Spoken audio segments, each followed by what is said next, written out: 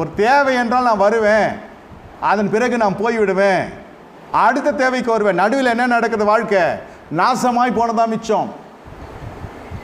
பற்றுதல் இல்லை, பற்றி கொள்ளுகிறதுக்கு வசனம் இல்லை, பற்றுதல் இருதயத்தில் இல்லை. தேவனுடைய அபிஷேகத்தை நாடின அந்த தாகம் போய் விட்டது, தணிந்து போய் விட்டது, குளிர்ந்து போய் விட்டது. யாரும் உங்கள் பின்னால் வருகிறது இல்லை.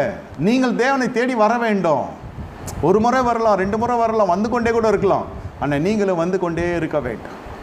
அப்பொழுதுதான் ஆத்மா செழிக்கும். ஆத்மா செழிக்க செழிக்க செழிக்க எல்லாம் உன் பாத்த தண்டிலே வந்து சேரும். அதனால தான் தாவீது சொல்லுகிறான், அந்த வேசித்தனம் செய்த உடனே 51வது சங்கீதத்தில் 11வது சொல்லுகிறது, உங்கள் சமூகத்தை விட்டு என்னை தள்ளாமலும் உங்களுடைய பரிசுத்தாவை என்னை விட்டு எடுத்துக்கொள்ளாமல் இரும். அதனால தான் அந்த வாலிப பிள்ளைகள் மட்டுமல்ல, எல்லாரிடத்து சொல்லுகிறது என்னவென்றால், இந்த உலக சிநேகத்தில் போய் ஈடுபட்டு விடாதீங்க. தேவன் உங்களை விட்டு விலக்கி விடுவார்.